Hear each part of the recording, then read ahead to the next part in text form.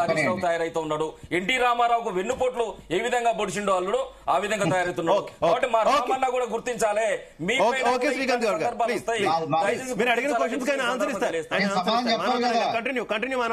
చెప్పండి. ఇప్పుడు సిబిఐ వచ్చిందంటే ఇప్పటి వరకు కర్తా కర్మ కేసీఆర్ గారే కాదు, 3 ఇంజనీర్లు ఏసీబీ లోపలేసింది.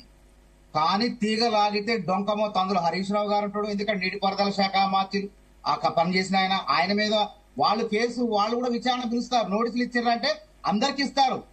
రాష్ట్ర ప్రభుత్వం ఎవరిపైన కూడా దయదలిచిన సిబిఐ వాళ్ళు మాత్రం వాళ్ళ యంత్రాంగం వేరే ఉంటది. ఘోష్ కమిషన్ ని ఇంకో దాన్ని వాళ్ళు చూసి విచారణ జరపరు. వాళ్ళదైనటువంటి శైలి. ఎందుకంటే ఈ మూలాలు ఎక్కడ దాకా ఉన్నాయి? హైదరాబాద్ టు అమెరికా వరకు ఉంది. అమెరికా వరకు ఉండాలంటే రాష్ట్ర ప్రభుత్వం దర్యాప్తు సంస్థలతో కాదు ఇది. కాబట్టి తప్పకుండా కేంద్ర దర్యాప్తు సంస్థ అమెరికా పోయి కూడా నిధులు తీసుకొచ్చే ఈడీ గాని ఇట్లాంటి వాళ్ళని రాబట్టే వ్యవస్థలు మొత్తం 119 మంది ఇంజనీర్లు కూడా చెప్పారు. కాబట్టి మన విజిలెన్స్ రిపోర్ట్ ఏం చెప్తుంది? 19 మంది ఇంజనీర్లపై చర్య తీసుకోమని చెప్పింది. కాబట్టి ఆగండి, అందరూ ఉంటారు ఇందులో. పాల ప్యాకెట్లు అన్నారు. గత ప్రభుత్వంలో అధికార దుర్వినియోగం పాల్పడింది వాళ్ళు. ఎస్సీ ఎస్టీ గురుకులాల్లో హరీష్ రావు గారు పాల ప్యాకెట్లు సరఫరా చేశారు. అప్పటిదాకా గతంలో కాంగ్రెస్ ఉన్నప్పుడు విజయానే ఉండేది. విజయ డైరీ పాలే మా ఉస్మానియా యూనివర్సిటీలో కూడా విజయాన్ని ఒకసారి హెరిటేజ్ పెడితే మేము వెంటనే ఉండటానికి వీల్లేదు మేము అని చెప్పేసి విద్యార్థులే తిరగబడ్డారు.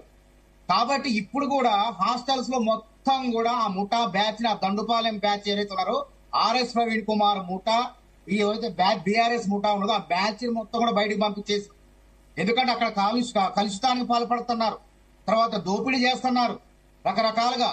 కాబట్టి పాల ప్యాకెట్లు గవర్నమెంట్ నుంచే విజయ పాలే సరఫరా అవుతున్నాయి, ఇంకా నాణ్యమైన పాలే సరఫరా అవుతున్నాయి. ఆ మాత్రం మేరకి చర్యలు తీసుకోగలం.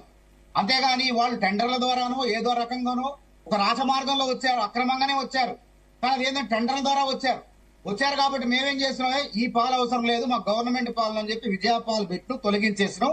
ఎక్కడికక్కడ టానిక్ ఉన్నది, టానిక్ మన బంజారాహిల్స్ లో జూబ్లీస్ ఉన్నది, దానిపైన కూడా చర్యలు తీసుకున్నాం. ఆ పేపర్ కటింగ్స్ నా దగ్గరలో కొట్టండి, గూగుల్లో కొట్టండి వస్తాయి. ఎందుకు తీసుకోలేదు? ప్రతి చోట చర్య తీసుకున్నాం. చర్య తీసుకోకుండా లేదు. నేనేమంటున్నా, కాంగ్రెస్ తోనే లోపాయకార ఒప్పందాలు జరిగినాయి, రేవంత్ రెడ్డి గారితో లోపాయకార ఒప్పందాలు జరిగినాయి. ఈ రోజు అజీజ్ నగర్ లో ఉండబడేటువంటి హరీష్ రావు గారి ఫామ్ హౌస్ పైన ఇంతవరకు హైడ్రా పోలేదు. అజీజ్ నగర్ లో ఉండేటువంటి ఫామ్ హౌస్ పైన అది నీటిలోనే ఉన్నది. రంగనాయక సాగర్ దగ్గర నిండు అసెంబ్లీలో రేవంత్ రెడ్డి గారే చెప్పిండు 14 ఎకరాల ప్రభుత్వ భూమిలో ఫామ్ హౌస్ ఉందని. మరి ఎందుకు చర్యలు లేవు? ఈ రోజున కాంగ్రెస్ తో లోపాయకార ఒప్పందాల్లో ఉండబడేటువంటి వ్యక్తి హరీష్ రావు ఈ రోజు కవిత గారి పైన ఆరోపణ చేస్తుంటే తెలంగాణ జాగృతి చూసుకుంటూ ఊకూడదు. మరి నిజంగా లోపాయకార ఒప్పందాలు ఉన్నాయి కాబట్టి ఈ రోజు అజీజ్ నగర్ సంబంధించినటువంటి ఫామ్ హౌస్ పోవట్లేదా? అన్ని దుక్కులకు పోయినటువంటి హైడ్రా అజీజ్ నగర్ ఫామ్ హౌస్ దగ్గరికి ఎందుకు పోలే? హైడ్రా అప్పుడు పరిధి వేరు. హైడ్రా అనేది ఇప్పుడు పటిష్టంగా వచ్చింది. అప్పుడు మన ఎక్కడైతే ఔటర్ రింగ్ రోడ్డు ఉందో ఇంకా లోపలే ఉంది. అప్పటిదా బయట దాకా పోలే, అక్కడ దాకా పోలే. 311 జీవో పరిధిలో ఉన్నది అక్కడ దాకా పోలే. జనవాడ దాకా కూడా పోలే. జనవాడ కేటీఆర్ గారు ఫామ్ హౌస్ ఉంది కదా, అక్కడ దాకా పోలే. హైడ్రా అనేది ఎవరైనా ఫిర్యాదులు చేస్తే తప్పకుండా వెళ్లి ఎన్ని పార్కులు కాపాడింది, బతుకమ్మ కొంట ఎంత చక్కగా తీర్చిదిద్దింది, అనేక కబ్జాల నుంచి కాపాడుతుంది. రేపు ఓవైసీ గారు కూడా అది ఇంకా ఎఫ్టీఎల్ నిర్ధారణ కాలే. ఆ ఎఫ్టీఎల్ నిర్ధారణ తప్పకుండా చర్యలు ఉంటాయి.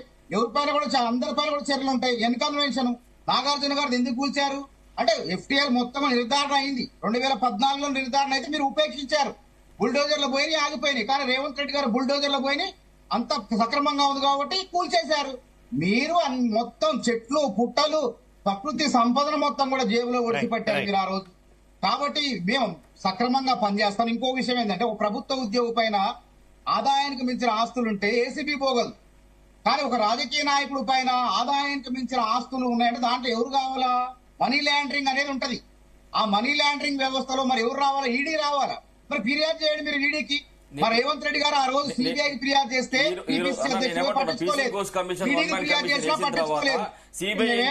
కాంగ్రెస్ పార్టీ బీజేపీ చేతిలో పెట్టింది. సిబిఐ ఎంక్వైరీ సెక్షన్ 5 ప్రకారం ఈ రోజున ఈ రాష్ట్రానికి రాబోతా ఉంది నోటిఫికేషన్ ఇచ్చేసి. ఇంకొక సెక్షన్ కూడా చెప్తాను నేను ఏమంటున్నా, సెక్షన్ 6 ప్రకారం ప్రభుత్వ ఉద్యోగుల పైన కూడా సిబిఐ దర్యాప్తు చేయొచ్చు.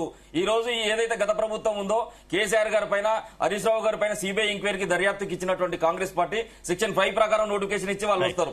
అదే ప్రభుత్వ ఉద్యోగులు ఎవరైతే ఇంజనీర్లు శ్రీధర్ రావు గారు గాని, నూనె శ్రీధర్ తో పాటు మురళీధర్ రావు గారి పైన కూడా మీరు దర్యాప్తు చేయడం కోసం సెక్షన్ 6 ను ప్రవేశపెట్టి సెక్షన్ 6 ప్రకారం సిబిఐ ద్వారా నోటిఫికేషన్ ఇప్పించేసి వాళ్ళపైన కూడా దర్యాప్తు జరిపితే దిలీప్ చారి గారు మీరు ఏమంటారు? దిలీప్ చారి గారు ఈ కేసులకు సంబంధించి, ఈ కేసుల వ్యవహారానికి సంబంధించి ఒక్క నిమిషం మానవతరాయ్ గారు, ఒక నిమిషం దిలీప్ చారి గారు, ఈ కేసుల వ్యవహారానికి సంబంధించి మీరు ఏం చెప్తారు? మేము అధికారంలోకి వచ్చిన వెంటనే గత బీఆర్ఎస్ తో జరిగినటువంటి అవినీతినంతా బయట పెట్టేందుకు మేము కేసులు పెట్టామని చెప్పి ఇటు కాంగ్రెస్ పార్టీ చెప్పుకుంటుంటే, లేదు కేవలం కొంతమంది వ్యక్తులను మాత్రమే టార్గెట్ చేశారు, అంటే కేసీఆర్ కేటీఆర్ ని మాత్రమే టార్గెట్ చేశారు, అసలు దోషుల వెనకాల రేవంత్ రెడ్డి ఉన్నారని ఇటు జాగృతి నేతలు కవిత ఆరోపిస్తున్నటువంటి పరిస్థితి. మీరేం చెప్తారు? ఈ కేసుల వ్యవహారాన్ని ఏ రకంగా చూస్తున్నారు? కాంగ్రెస్ చిత్తశుద్ధితోనే ఉందంటారా?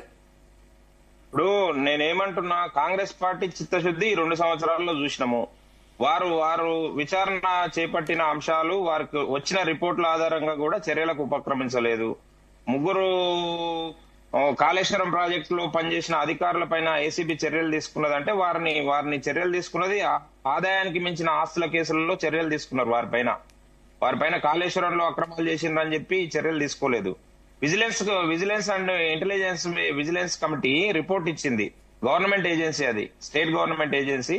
34 మంది అధికారుల పైన చర్యలు తీసుకోవాలి, కాళేశ్వరం ప్రాజెక్టులో అవినీతి చేసిండ్రు వీళ్ళు, దాంట్లో 17 మంది పైన క్రిమినల్ చర్యలు తీసుకోవాలని చెప్పింది. కానీ రేవంత్ రెడ్డి గారి ప్రభుత్వం ఆ 17 మందిలో 5 మందికి ప్రమోషన్ ఇచ్చింది. కనుక కాంగ్రెస్ పార్టీ చిత్తశుద్ధి ఇక్కడనే కనిపిస్తా ఉంది. ఇంకొక విషయం ఏంటంటే, ఈ ఫార్మా కేసు గానీ, లేకుంటే ఔటర్ రింగ్ రోడ్డుకు సంబంధించిన విషయం గానీ, లేదనుకుంటే విద్యుత్ ఒప్పందాలకు సంబంధించిన విషయం గానీ, గొర్రెల కుంభకోణంకు సంబంధించిన విషయం గానీ, అన్ని దాంట్లలో అవినీతి జరిగిందని అందరూ చెప్తా ఉన్నారు. ఇప్పుడున్న పిసిసి ప్రెసిడెంట్ గా ఉన్న రేవంత్ రెడ్డి గారు చెప్పారు, భారతీయ జనతా పార్టీ చెప్తా ఉంది. ఇప్పటికీ భారతీయ జనతా పార్టీ అదే విషయం చెప్తుంది. కానీ కాంగ్రెస్ పార్టీ ఏం చేస్తా ఉందంటే, కమిటీలు వేసి, విచారణ కమిటీలు వేసి, లేదనుకుంటే విచారణ కమిషన్లు వేసి కాలయాపన చేస్తుందని మా ప్రధాన ఆరోపణ. ఇప్పటికైనా మించిపోయింది ఏం లేదు. కొన్నిట్లన్నా న్యాయం జరగడం కోసం అవకాశం ఉంటది. ఇప్పుడు మిత్రుడు చెప్పిండు, శ్రీకాంత్ చెప్పిండు ఏంటంటే, కొందరి మీదనే అవకాశం ఉంది చర్యలు తీసుకునే అవకాశం, మిగతా వాళ్ళ మీద ఎందుకు లేదు అని చెప్పి. అందరిపైన ఉంటది. సిబిఐ మళ్ళీ మొదటిగా నుంచి విచారణ మొదలు పెడుతుంది. కాళేశ్వరం ప్రాజెక్టులో ఉన్న ప్రతి ఒక్క కలుపు మొక్కని బయటికి తీసుకొని వస్తుంది, అవినీతి మొక్కని బయటికి తీసుకొని వస్తుంది, చర్యలు తీసుకుంటది. కాకపోతే ఏంటంటే, దీంట్లో ముఖ్యంగా కావాల్సిన అంశం ఏంటంటే, నిజాయితీతో చిత్తశుద్ధితో ఈ రాష్ట్ర ప్రభుత్వము సిబిఐకి అనుకూలంగా కాదు, వారి దగ్గర ఉండే డేటా మొత్తము వారికి ఇవ్వాల్సిన అవసరం ఉంటది, సహకరించాల్సిన అవసరం ఉంటది రాష్ట్ర ప్రభుత్వంగా. కానీ రాష్ట్ర ప్రభుత్వ విధానం చూస్తే ఆ విధంగా కనిపిస్తలేదు. సిబిఐ ద్వారా వీరిని శిక్షించాలి, లేకుంటే బీఆర్ఎస్ పార్టీలో అవినీతి జరిగింది, ఆ ప్రభుత్వంలో అవినీతి జరిగింది, అక్రమాలు జరిగినాయని చెప్పి వాళ్ళపైన చర్యలు తీసుకోవాలనే ఆలోచన ఉన్నట్టు కనిపిస్తలేదు. ఎందుకు కనిపిస్తలేదు అని అంటే, నేను ఒక చిన్న ఎగ్జాంపుల్ చెప్తా.